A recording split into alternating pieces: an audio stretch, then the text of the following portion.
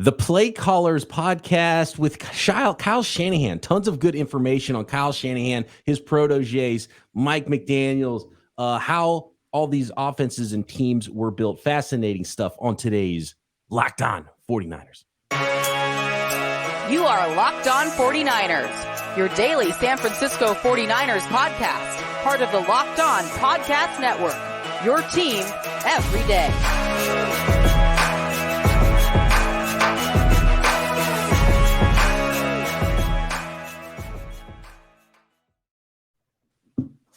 Welcome to Locked On 49ers. Brian Peacock and Eric Crocker with you as always at Peacock at Eric_Crocker on Twitter, on Threads. You can find us just about anywhere. You can always drop a comment on YouTube. Make sure you're subscribed up on YouTube and everywhere you find your podcasts.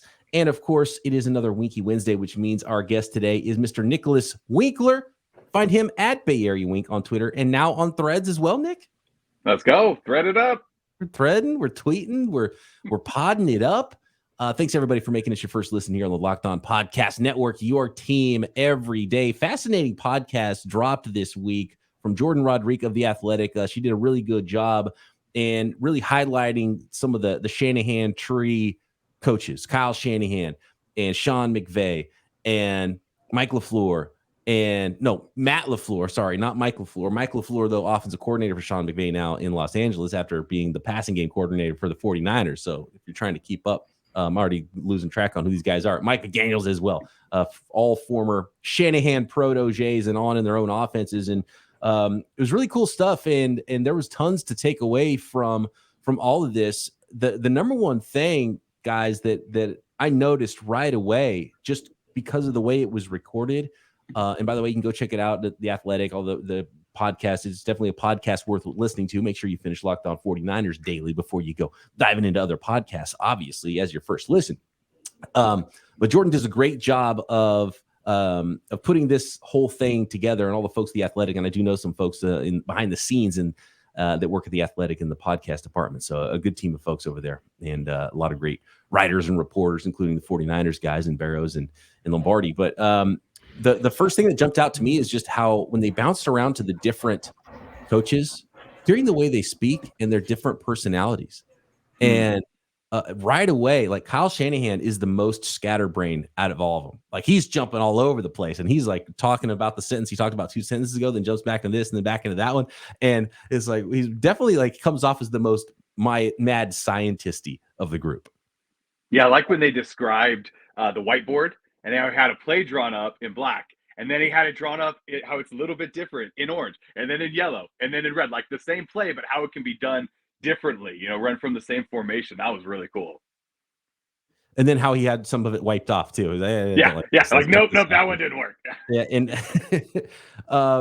did you have any big takeaways from this, Croc, upon first listen to this podcast and just listening to some of this stuff at the beginning in the first episode? I haven't gotten through the whole thing yet, but yeah, listening to Kyle Shanahan, and I was confused. I'm like, is this really Kyle, or is this like an AI version of Kyle? Like, you don't know what's real and what's not anymore. And the clarity in which he was speaking. Hold on, sorry to interrupt you, Croc, but for the listeners out there, before we went on the air, we were talking about this in our pre-production meeting. And Croc legitimately asked, is like, was that really Kyle Shanahan talking? Like he thought it might have been AI Kyle Shanahan, which would have been fascinating to take the quotes and put them into AI. It might be a direction we're going, by the way. We could probably pull that off with some AI voices. It's like Kyle Shanahan's quote, we can take what his text quote was, and then we can turn it into his voice saying his own quote. So I listened to this. To take care of that, but go ahead, Croc. Sorry. I listened to this podcast. It's a health and fitness podcast called Mind Pump. And they actually have this AI feature to where you can ask them a question, and based off of all of their shows, it gives you an answer from what they have like legitimately said. Mm-hmm. From their past responses. Wow. And stuff like that. Yeah, from their past responses. Wow. And you can ask like, which one of them do you want to answer this question? And then they answer it like they would. Wow. And like that's where I was gonna say that the AI couldn't have cursed that much, but I was like, well, if it's based on Kyle's past, then yeah, it'll curse just as much. Every other word is a curse word coming out of Kyle's mouth. It's like, all right. Oh man, that's fantastic stuff. By the way, Winkler and Crocker both on the road, one in Oregon, one in Atlanta. So appreciate you guys making some time and carving out to be able to do this Winky Wednesday podcast. Get it out there every day to the folks here on the Locked On Podcast Network. I'm itching for it. Yeah, absolutely. Hey, real quick before, the coolest thing I thought from that podcast was one of the first things Kyle said. And he said, when I was quality control coach in Tampa, I got to be like around one of the best defenses of all time. He was in the coaching staff, right? And so he's talking about that's how I learned offense. I learned offense by watching this defense and seeing how they drew it up and what they were going to do and what they were going to scheme. And then it kind of gave me the whole like, where should I distribute people? Where should I put people on offense in order to beat this, one of the best defenses of all time? I thought that was super cool. Absolutely. And one of the things that really stood out to me throughout this, and I'm 2 episodes into this thing, is how they innovated and how it all came together. And when they tell the backstory of all these coaches together on the same staff in Washington and how they were kind of like kids and infighting, and they called them, their nickname was the Piss Boys, which is just fantastic because they literally just took everything from everybody. They as Robert Saleh put it, they got basically peed on. That was like their job was to take everybody's whatever. And if the coffee machine was broken, they're going to fix that. If the copy machine was broken, they're going to fix that too. So, it's pretty wild stuff what the quality control guys actually do and the grunt work that goes into it. But once they got to the big Shanahan, the Mike Shanahan staff in Washington, and those guys all together, and there were the youngsters, and there were some really old coaches on the staff, and they're looking at these guys like, what are these whippersnappers doing? And they're kind of like running the show a little bit on offense with Kyle and his buddies, the way it was looked at. But the competition that was bred between those guys and trying to get their stuff in the offense and fighting for this and fighting for credit, and how they have to go about getting the play into the game, and who draws it up and who and if they can get Kyle to okay it, and so some of those things were really fascinating. So definitely a great podcast and for sure worth a listen. And I have a ton of other takeaways too I want to get to. Speaking of Washington, with RG3 as well, and his take on Shanahan and some of the stories he told from his time in Washington with the Shanahans. And then one other huge nugget from these podcasts, guys, was that in an alternate universe, Kyle Shanahan might have been the Los Angeles Rams head coach, and why that did not happen next. I do want to thank everybody once again for making Locked On 49ers your first listen every day here on the Locked On Podcast Network. Today's episode of Locked On 49ers is brought to you by eBay Motors. Fantastic new sponsor here of the podcast, eBay Motors. Our partners at eBay Motors have teamed up with Locked On Fantasy Football host Vinny Iyer to bring you some of the best fantasy picks each week, all season long, whether you're prepping for a draft or scouting the waiver wire. Every week, we're going to provide you players that are guaranteed to fit on your roster. So with draft prep underway for the upcoming season, let's see who Vinny picked out for us this week. eBay's guaranteed fit fantasy picks of the week. And since it's the first one, we're going to start with 1.1, guys. And who do you think is the first pick that Vinny recommends in your fantasy football drafts? Well, that is Christian McCaffrey. When making the first overall pick in fantasy football drafts in 2023, 49ers running back Christian McCaffrey is a guaranteed fit. A healthy McCaffrey is guaranteed to see well more than 300 touches again in his first full season in San Francisco and is the centerpiece of the 49ers offensive engine. McCaffrey checks all the boxes, including his talent and usage, high floor and ceiling. Run with CMC as the guaranteed fit at number 1 for a smooth ride to another year of big numbers. Vinny Iyer from Locked On Fantasy Football is going to help you win your fantasy championship, and eBay Motors knows a championship team is about each player being a perfect fit. And it's the same with your vehicle. When you're looking for parts for your vehicle with eBay Guaranteed Fit and over 122 million parts and accessories for your vehicle right at your fingertips, you can make sure your ride stays running smoothly. Air filters, brakes, batteries, tail lights, alternators, shocks, struts. What's a strut? I don't know, but you can find them on eBay Motors. You name it, eBay Motors has it. And they'll make sure it's the right fit for your car because eBay Guaranteed Fit helps you understand exactly what part you need for your vehicle the first time. So go forth, switch gears, crank the AC, and say goodbye to sweating if your ride needs a little fixing up.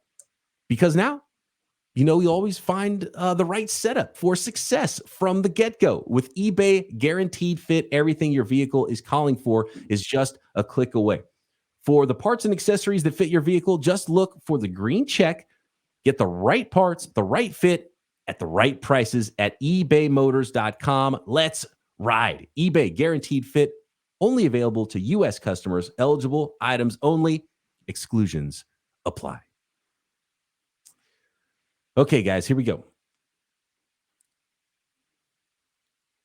Kyle Shanahan, almost the head coach of the Los Angeles Rams. And Les Snead tells a story of how McVay ended up becoming the coach of the Los Angeles Rams at the young age of, I think it was 31 years old. And, you know, people were like, what are you doing? This, and, you know, as smart as he was, we're like, come on, yeah, he's a couple years away still. You can't hire this guy. He's 31 years old.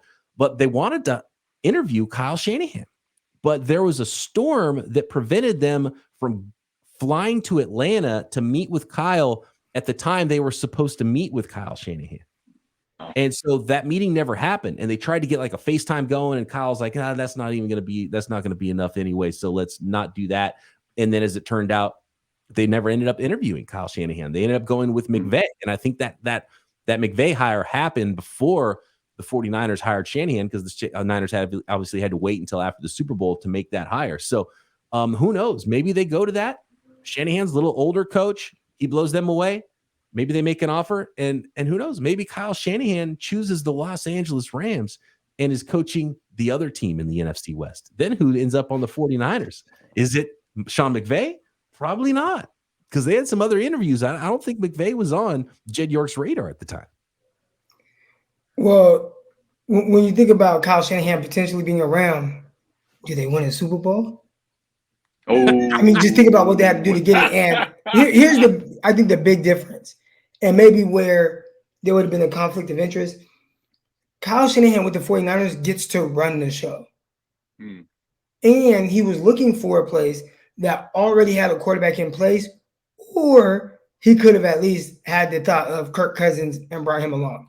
The Rams were 1 year into Jared Goff.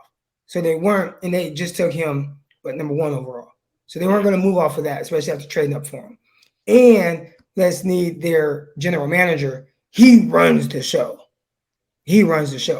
So what Kyle had wanted that. Obviously, he has a great working relationship with John Lynch.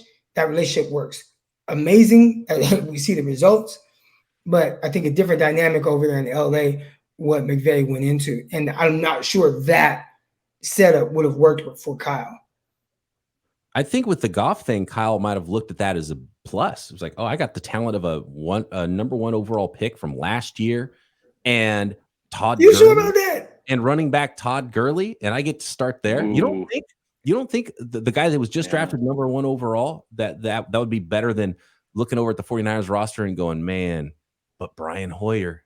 I was going to say, remember who started for the 49ers season 1? The 49ers, they were calling teams. They were trying to trade for guys. It wasn't like only Kirk Cousins, but they knew the Kirk Cousins thing was there. They were trying to trade for Brady. They were trying to trade for Jimmy Garoppolo multiple times. Ended up happening at the deadline. So there was a lot of, I don't know what we're going to end up with quarterback. And they might have drafted Sam Darnold and still not signed Kirk Cousins if they wouldn't have traded for Jimmy, because they would have won less games.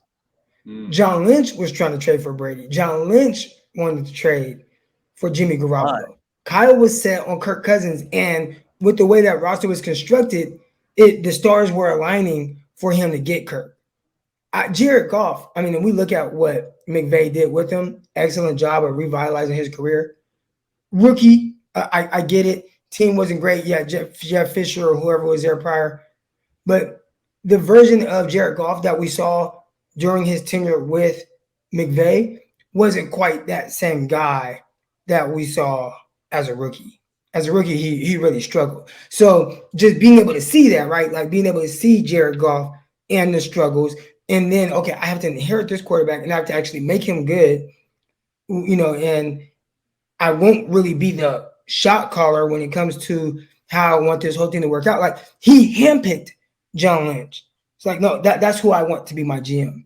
So I just think the setup of the 49ers for Kyle and how it feels like he comes across was much better than the Rams. And I don't think the Rams would have ever gave him that same type of situation. So I think it was definitely a better situation for him with the 49ers.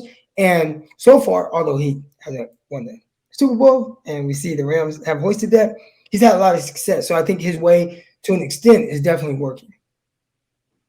Wink, do you think Jared Goff has been a better NFL quarterback than Jimmy Garoppolo?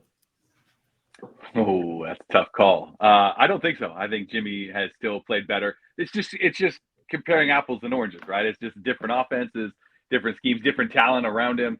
I think Jimmy Garoppolo has been a great quarterback. I think he's been solid. I think he hasn't quite had the downs that Jared Goff had, right? I mean, Jimmy Garoppolo has had a bunch of ups. The only downs the 49ers have had with Jimmy Garoppolo is when Jimmy Garoppolo is hurt and not in the lineup. Jared Goff had a terrible season after the Super Bowl, right? I mean, I'm not looking at numbers right now, but as I recall, he was trash, and that's why they went to Matt Stafford, right?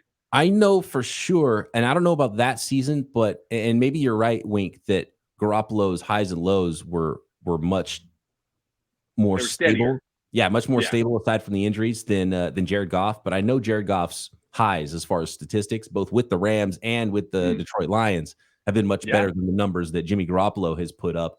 And, you know, he went to a Super Bowl and lost just like Jimmy G too.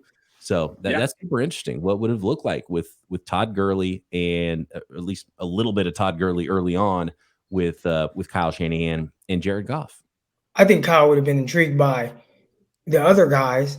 But again, just having to keep that quarterback, at least for the first few years, after seeing what you saw as a rookie and not being able to handpick your guy, I think that would have been a little tough for him heading into the situation. With the 49ers, they could have drafted a quarterback, or they could have said, hey, we're going to just wait for Kirk Cousins. And then ultimately he got talked into going and get Jimmy Garoppolo. But he at least had options. I think with the Rams, there were no other options. It was Jared Goff, and you have to make him look a lot better than what we just saw as a rookie. Here's a question about Todd Gurley. Does he have a longer career if Kyle Shanahan took over instead of Sean McVay? Because I feel like McVay ran him into the ground, right? Because Kyle's never had just that one running back that he just depends on. I don't know. He breaks it up. I can't ever say that anybody would have a longer career under Kyle Shanahan with the track record so far. And I don't know if it's incidental or what, but I'm talking about quarterbacks here, guys. It might have been 2 games of 40 carries per game. And then, there goes Todd Gurley. Why didn't Kyle Shanahan's running backs, whoever starts the year, you can like go to the third string running back, and that's the guy that's going to finish as the leading rusher. Every year, I draft Kyle's third string running back in my fantasy leagues every single year, and that player always makes me money. This year, it's Jordan Mason. Get somebody off waivers. Get that first guy off waivers for the 49ers, the fourth guy. Get him. Jordan Ponches Mason, by the way. Get the name right. JP Mason. Ponches is a fantastic middle name. Okay, so one of the real quick on McVay, I got more on the 49ers and Kyle Shanahan and RG3 and his thoughts on Kyle Shanahan, which I found super interesting as well. But one of the things that I really liked about McVay, there was a couple of things. One was he allowed his offensive linemen to basically install a play on the fly during a game. Like it was an outside zone run call. And who's the left tackle, the longtime left tackle just retired recently? Blanking on his name now. With the Rams. Whitworth. Whitworth. Andrew Whitworth. So Andrew Whitworth was being interviewed for this podcast, and he was talking about a time when he in the huddle with the guys, with the offensive linemen, they kind of got together. Roger Saffold was the guard, and in the center, they got together and like, okay, look, we can really gouge them because we're doing this outside zone, and then I'm going to kick out here. You guys double team here up to the linebacker, and Todd, talking to Todd Gurley, you just hit the B gap hard. Don't worry about the read. Don't worry about selling the outside zone. You're going to hit up the B gap hard. And then they just went boom, boom, started gouging him. They did this in the game, in the huddle. And Sean McVay was like, all right, that's pretty cool. I like the way that's working. Let's keep going with that, And like, I was like, oh my God, Kyle Shanahan would blow a gasket if people were trying to not do exactly the things that he was calling on the field. So much looser situation. And one of the other fascinating things from Sean McVay was when he first showed up, he's, former tight ends coach. He's like, I'm going tight end heavy, man. They drafted Gerald Everett. You remember in that first draft? They also ended up drafting Cooper Kupp, but they drafted Gerald Everett. We're going 2 tight ends. We're going to have one of them be kind of an H-back fullback, and we're going 12 personnel all day. And then he's kind of gets into camp, and he's like looking around. He's like, well, I don't know if I want Cooper Kupp on the bench here because my third wide receiver, I got Sammy Watkins, and I've got Robert Brandon Cooks, maybe. Yeah, Robert Woods. Brandon Cooks, I think, was gone by then. But he had, it was like, and all of a sudden it's like, well, it's a 3-wide offense, and it hasn't really gone away. Like, first training camp, or maybe he was talking about his second training. I think it was his first training camp. Yeah. And he had already changed what his initial plan was of what his offense and his base offense was going to look like. And all of a sudden they're going 3-wide, and, Cooper Kupp has become what he's become there. But he realized what his best talent was, and he wanted his best 11 on the field. So that was some fascinating stuff on McVay. What's funny, you talk about McVay and how he was cool with like them changing the plays, right? Well, there's that whole story from RG3 when he was with Washington, and how Kyle was like, hey RG3, go make a play, put together a scheme, let's run it in practice, let's get it together, and let's see how it works out. Yeah, and he does. Yeah. Hold on. I want to stop you right there, Wink, because Croc hasn't heard this part, and Croc, you are gonna love this story about RG3, because I was really interested on what RG3's take was going to be on Kyle Shanahan and how that kind of didn't end great and the injuries and stuff. And it's fascinating stuff. And the story, I'm going to let Wink continue here in a second, is awesome with the story that RG3 tells about his time with Kyle next. I do want to thank everybody once again for making Locked On 49ers your first listen every day. Make sure you are subscribed up on YouTube and everywhere you get your podcast, and become an everydayer. All right, Wink, go ahead. Sorry to interrupt you there. Go ahead with your story of RG3 and Kyle allowing him to install his own play.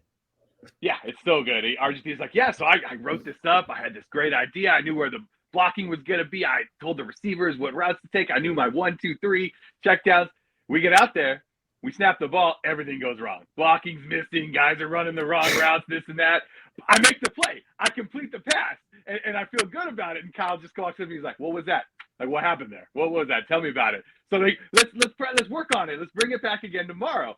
So they bring it back again the next day, and it goes a lot better. It kind of works, right? And so Kyle's like, hey, how'd that feel to get out there and like do your own play and write everything? He's like, well, yeah, I felt good. I was going to make it work no matter what, because it was my play. I wanted it to work. I was going to do whatever it took to make my play work. And Kyle said, well, yeah, that's how I feel about every play that I write.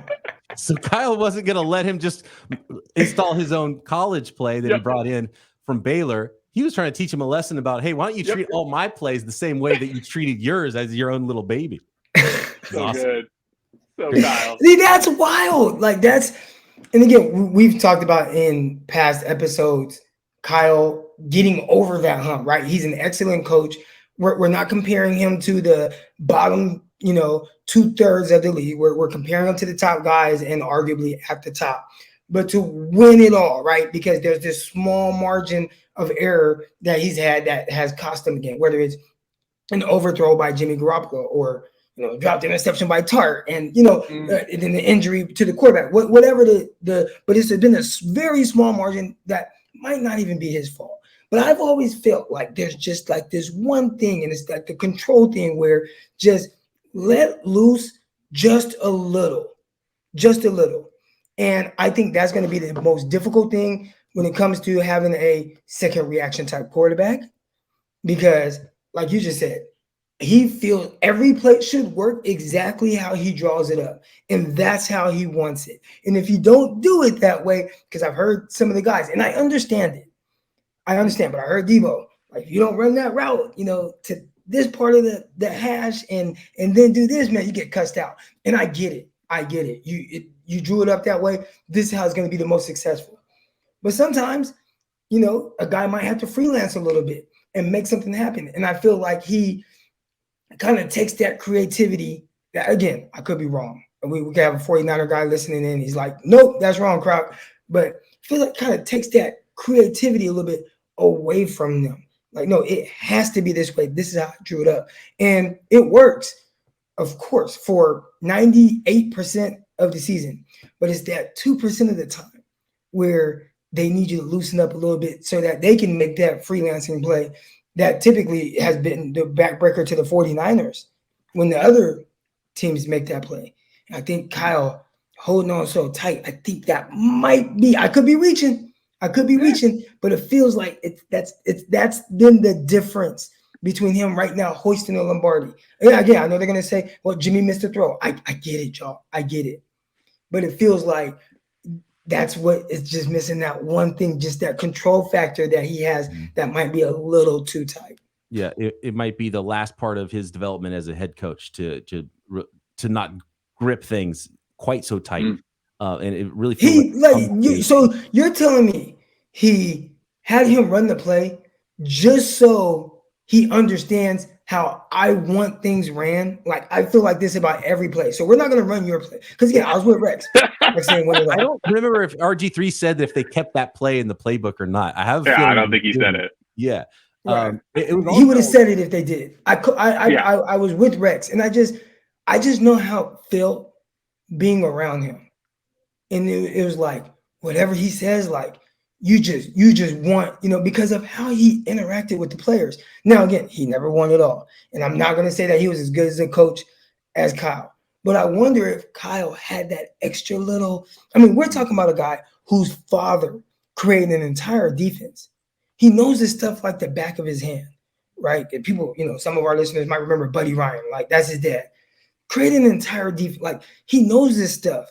He knows everything about it. The things he did, it was like awesome.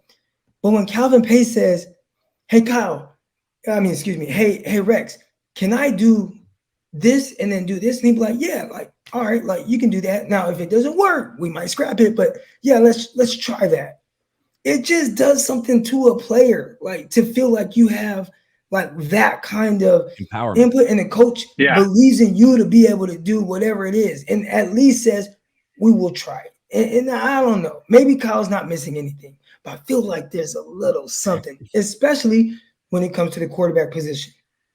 There's a bit about that in the podcast, actually, where he's talking about when he's offensive coordinator in Houston and how people would come to him and with a play, and he'd be like, they said he would ask you 20 questions about it. Well, why do you do this? And why do you do that? And what happens if this happens and that? And then he'd break everything down. And sometimes he'd be like, okay, yeah, that works. But most of the time he'd find the hole or like the reason why that play wouldn't work. And he'd just scrap it. Yeah. So he holding on tight to everything. It was good stuff. Yeah. He was like, he would go through it and break the play down in every way and see if he could find what was wrong with the play. And then Mike McDaniels tells the story about how because Chris Forster, and I always call him Chris Forster, apparently you pronounce it Forster, the 49ers offensive line coach. He was the O-line coach in Washington with them. And he's an older coach at the time even, but now too. But Mike McDaniels would go through Forster with his play idea, get Forster to sign off on it because it was easier to get it into Kyle that way, and he would use that as the roundabout to get the play into Kyle. But and that was really cool just to hear about all these guys competing and they're coming up with their own stuff. And when you hear their personalities and hear them talk about it and how much they all had a part in it, then you realize why their offenses all look separate when they're all in different places, and obviously they have different personnel. And so that's a really fascinating thing. And it brings me to my last point about offensive innovation and how much has changed. And like, when you think of Bill Walsh, like he was an innovator and he was way ahead of his time and he was implemented the West Coast offense and, kind of changed the game. But now that is like first day stuff that he was doing. Like if you went and used Bill Walsh's offense right now, people would be like, this is a child's playbook. This is Pop Warner playbook, right? What are you doing here? Because they've taken that and then they've added their own thing. And they talked about in Houston, when there was no play action. Kyle Shanahan's like, there was no play action. And I added the 2 play action plays that I learned from Paul Hackett. And it's like, okay, now we got 2 play actions, right? And then all of a sudden they're building on it. Now they have 50 play actions. And then they talked about later where they didn't really have use the motion like they do in Atlanta. And now there's just, and the Rams are like this, and all of them are like this, where they've got motion everywhere. So you got play action, you got motion, and you have all these moving parts on top of everything else that they got from, Bill Walsh gave to Mike Shanahan, and Mike Shanahan to with Kubiak, and then that Kubiak offense now that has become the Kyle Shanahan thing. And now there's play action, and there is, tons of motion, and just, how everything just keeps getting added on, and all these really smart guys and all the competition that has bred all of this. And so that is what was really interesting to me, is like how fast that all moves, and how much offenses change, and how important it is that the guys that came before give you what they have, and then you take that, and now that's 101, because now you've added so much on top of it, and you got to stay on top of these things. I imagine how hard it is to be a defensive coordinator in the NFL now. One more note, actually, on that same topic, and when it comes to Kyle Shanahan, and it's that they all said such glowing things about him. Like, they were like, okay, this guy really knows his stuff, so I have to up my game too. And that's part of it, when you get this competition between really smart guys, and it helped all of them level up. And I'm sure it helped Shanahan to level up, because he has these guys nipping at their heels, and there's competitions. And Chris Firster's talking about walking down the hall and hearing guys fighting in the quarterback room, yelling at each other, trying to figure out who's right about something. And they're like, hey, Chris, which is right? Is this right or is this right? And they're trying to figure things out together.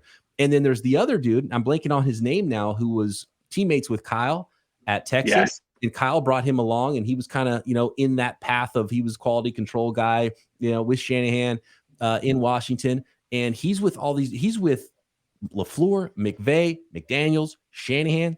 And he's sitting here with these guys realizing, I don't have this thing that these guys have. I have to do something else. And now he runs an agency that helps out these coaches off the field. He's like, this ain't me, dude. These guys are operating on another level. So that was really cool to hear him, open up about that, and realize how these guys are kind of different and how they're wild.